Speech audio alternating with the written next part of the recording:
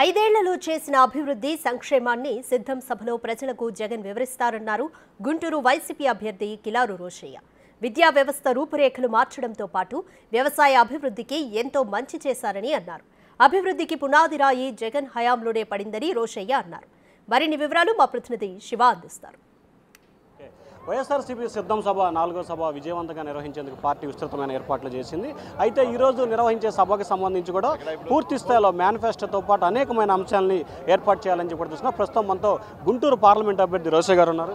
Sir, ఈ సభ ద్వారా ఎటువంటి దిశానిర్దేశం చేయబోతా ఉన్నారు? ఈ సభ ద్వారా సిద్ధం మహాసభ ద్వారా ఈ రాష్ట్ర ప్రజానికానికి ఈ 5 ఏళ్లు పరిపాలనా విధానం ఏ విధంగా కొనసాగించారో ప్రజలందరూ కూడా తెలుసు. దాన్ని ఇంకోసారి ముఖ్యమంత్రి గారు కూడా స్పష్టం చేయడం జరుగుతూ ఉంది. అదే రాబోయే రోజుల్లో ఏదైతే మళ్ళీ జగన్మోహన్ రెడ్డి గారు ముఖ్యమంత్రిగా కావాలనుకునే ప్రజానికానికి రాష్ట్ర ప్రజలు కూడా ఎక్కువ మంది జగన్మోహన్ రెడ్డి గారు చేసిన మంచితనం, ఆయన ఏదైతే ఈ రాష్ట్రంలో సంక్షేమం ద్వారా ప్రతి కుటుంబానికి ఆదుకున్నారో ఇవన్నీ కూడా ఆయన మళ్ళీ ఈ ప్రజల యొక్క దీవెనలు ముఖ్యమంత్రిగా జగన్మోహన్ రెడ్డి గారిని నిలబెడతారనేది విశ్వాసం ఉన్నది. అదేవిధంగా రాబోయే రోజులు ఏ విధంగా కొనసాగిస్తారు, రాబోయే సంవత్సరాల్లో ముఖ్యమంత్రిగా జగన్మోహన్ రెడ్డి గారు మరింత విజయవంతంగా ఆయన పరిపాలన విధానం ఉంటుందని చెప్పి కూడా స్పష్టంగా అర్థమవుతూ ఉంది.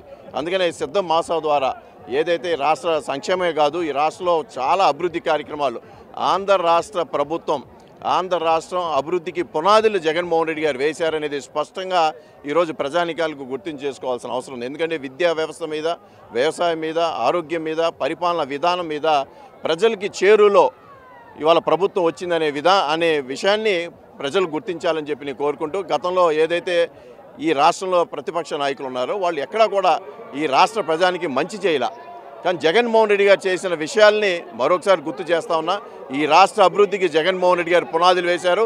రాబోయే తరాలు ఈ ఆంధ్ర రాష్ట్రం అత్యంత ప్రగతిలో సాగిస్తుంది అనే దాంట్లో ఎటువంటి సందేహం లేదు. గుంటూరు పార్లమెంట్ ఏ విధంగా ఉండబోతా ఉంది?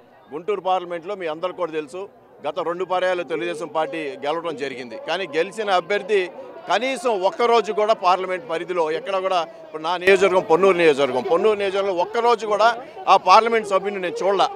అంటే ప్రజలకి ఏదైతే మాటలు ఇచ్చారో ఇవాళ తెలుగుదేశం పార్టీ డబ్బున్న క్యాండిడేట్స్ని తీసుకురావడం జరుగుతూ ఉంది.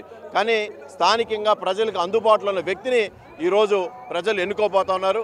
నేనైతే బలంగా చెబుతున్నా, గుంటూరు పార్లమెంట్ని వైఎస్ఆర్ కాంగ్రెస్ పార్టీ గెలవబోతా ఉంది.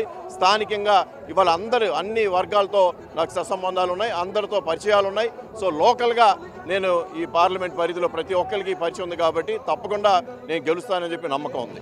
వైసీపీకి అభ్యర్థులు లేరు, అందుకే మార్పుల మీద మార్పులు చేర్పులు చేస్తూ ఉన్నారంటే ఏ పరిధిలో అయితే ఎవరు ఇంకా బెటర్ క్యాండిడేట్స్ అనే పరిధిలో జగన్మోహన్ రెడ్డి గారు ఆలోచిస్తారు. అట్టగానే మార్పు చేర్పుల గురించి పెద్దగా అవకాశం లేదు.